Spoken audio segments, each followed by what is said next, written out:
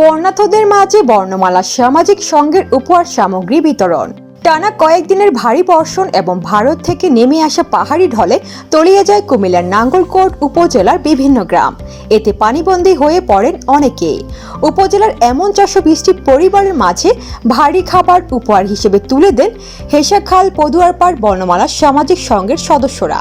উপজেলার মেরকট, বেলঘর, হিয়াজোড়া, পাপাচো, ততুইয়া, উরুকচাউল, খিলপাড়া, পদুয়ারপাড়া ও নাওগোদা সহ বেশ কয়েকটি গ্রামে এই উপহার সামগ্রী বিতরণ করা হয়।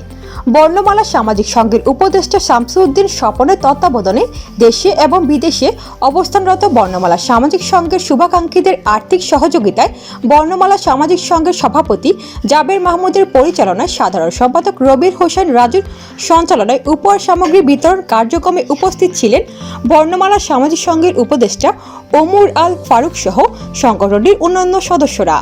এ সময় উপস্থিত অতিথিরা বলেন, দেশের যে কোনো দুর্যোগে বর্ণমালা পরিবার অতীতেও ছিল, ভবিষ্যতেও থাকবে।